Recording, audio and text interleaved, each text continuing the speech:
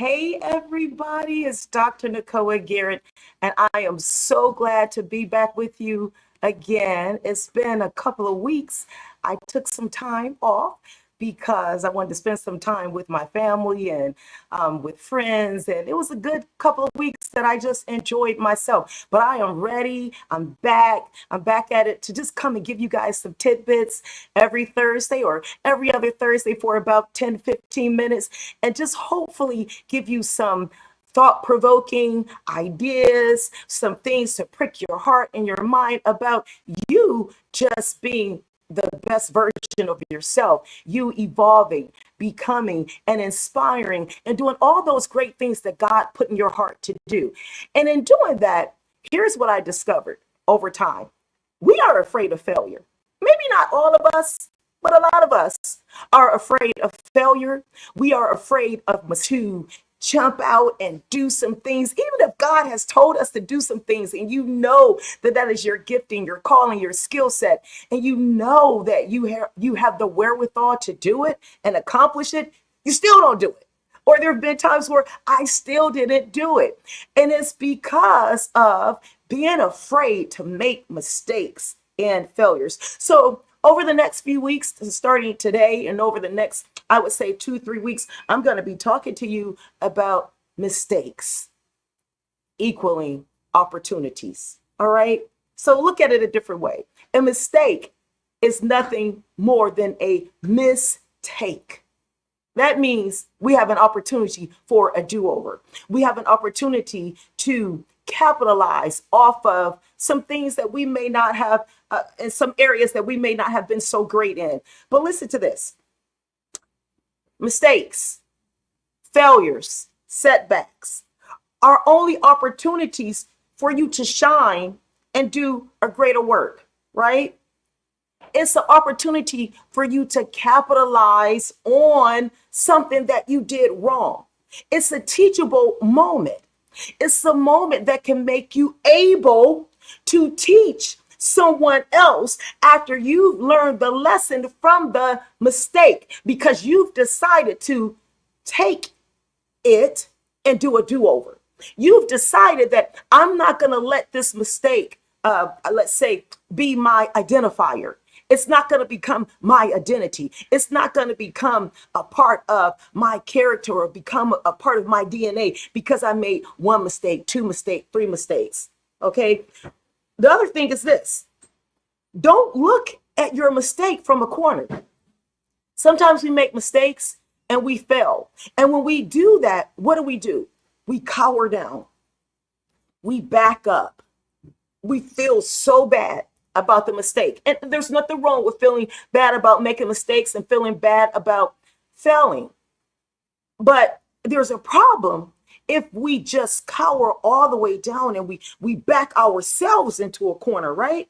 So we don't want to look for a corner to go into, but we want to continue to learn how to center ourselves and be the center of that mistake. Meaning this, not be the center of attention, but be the center and say, let me ground myself. Let me figure out how I made this mistake. Let me look at when I made the mistake. Let me go through the process of evaluating what I did so that I don't have to cower down and back into a corner. I can be in the center of that mistake, making it become, again, a teachable moment, allowing it to become a lesson for me. And in the future, making it a lesson to teach someone else or mentor someone in that, right? Another thing is, listen, just stop being afraid of making mistakes. I definitely used to be afraid of making mistakes, but I'm no longer afraid of making mistakes because I finally realized that when I make a mistake, there's an opportunity for me to advance. There's an opportunity for me to clean up. There's an opportunity for me to make something greater. But here's something that I learned last week from a great woman of God. Her name is Minister Nikki Wright, right? She was talking about basically the brilliance of the three Hebrew boys and the way that they were able to capitalize on so many things because they did not compromise who they were. They didn't compromise their standards. They had certain things that they believed in because they were Hebrew boys of God. And so they had a certain way of doing things. But what she brought out is this. Even though there were people around them, or there could be in the case where David had made mistakes, in the kingdom, or you have made mistakes, there is something called an expiration date. So she said, go on and make your mistakes, go on and fail, but there's an expiration date on those failures and those mistakes. And I will add to that and say the expiration date will depend upon oftentimes on how quickly you recover, how quickly you learn, how quickly you allow it to become a teachable moment, how quickly you get up and keep going and not let that failure or that mistake get in your heart and let it determine your outcome. You don't let it determine how far you're going to go, or how you're going to say things and how you're going to move forward, right? And so own the mistakes. That's how you expire a mistake, right?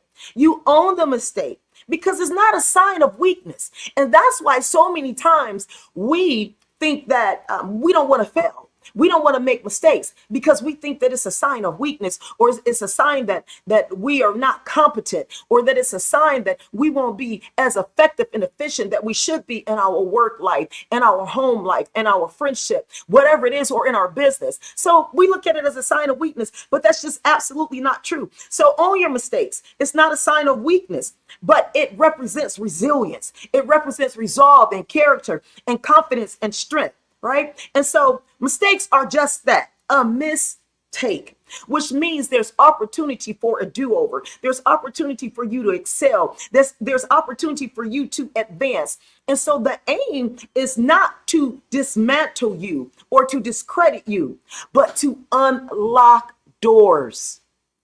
Change your mindset about how you think about mistakes. Change your mindset how you think about failures. Again, they don't come to destroy you, but again, there is an expiration date for mistakes.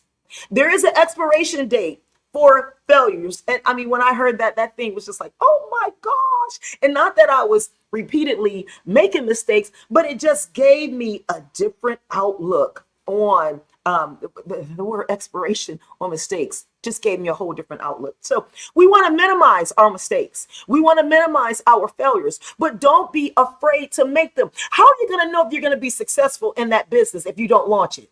And so if you don't launch, you're not going to get your first no. If you don't launch, you're not going to get your first yes. You're just going to be sitting there afraid, paralyzed, stunned, and stuck, because you're afraid to move forward. So we got to think differently about how we perceive and how we receive mistakes and failures. So, opportunity is in the eye of the beholder. I've learned that when there are opportunities, when there are mistakes, and if I've made them, or if others around me on a team or something have made them, there's an opportunity for us to do better. And that's not to say that we're trying to be better than someone else, but hey, we are the righteousness of God in Christ Jesus. So if I'm in the room, if you're in the room, and there are things that need to be done better because of a mistake, or there may not have been a mistake, or there may have been a colossal failure, not placing blame anywhere, but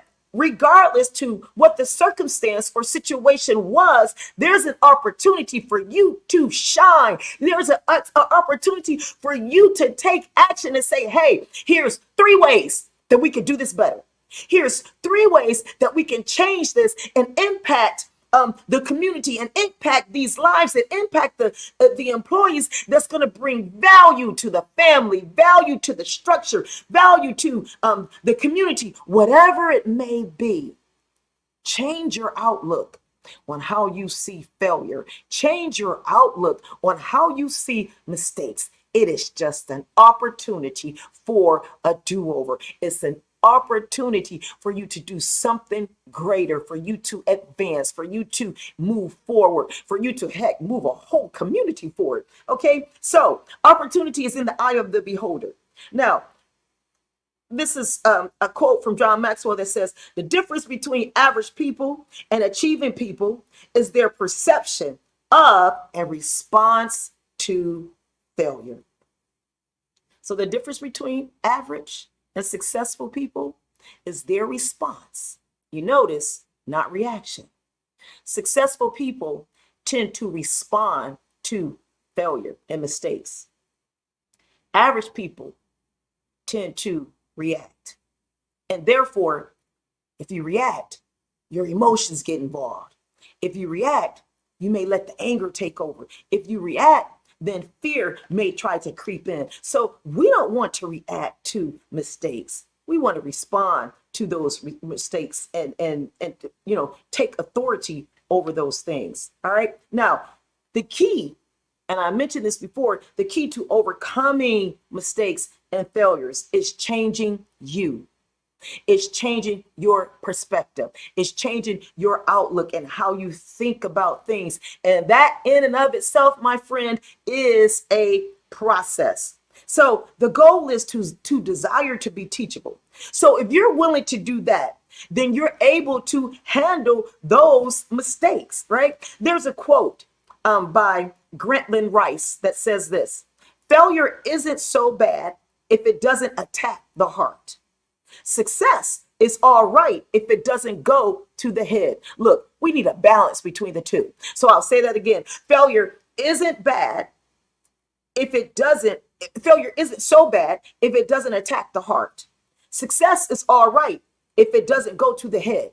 So listen, don't let your mistakes get in your heart. Don't let your failures get in your heart and start making you feel like you have to downsize and start making you feel like you got to cower back in the corner. No, don't do that. But speak to that thing, learn from it, advance from it, create from it, do a do-over. Do what you need to do to make change so that you can get the type of success that you want. Now, again, success is good now. It's good. But don't let it go to your head, because that can be just as dangerous as making mistakes and failures. Because if the success is going to your head, you don't want to do anything else. You think that you've arrived. That's not all of us, but some of us. So if that is the case, we don't want that to happen. But success is a beautiful thing. Failure is a beautiful thing too. And it just depends on your posture, how you're thinking about it, how you're viewing it, and how you're seeing it. Look at this. This is all about, listen to this. This is all about a mindset. And I'm reading a quote from a book called Failing Forward. Teachability is an attitude, a mindset that says, no matter how much I know or think I know, I can learn from this situation. All right. That kind of thinking can help you turn adversity into advantage. It can make you a winner even during the most difficult circumstances. So Sidney Harris sums it up this way: a winner knows how he still has to learn, even when he is considered an expert by others. A loser wants to be considered an expert by others before he has learned enough to know how little he knows.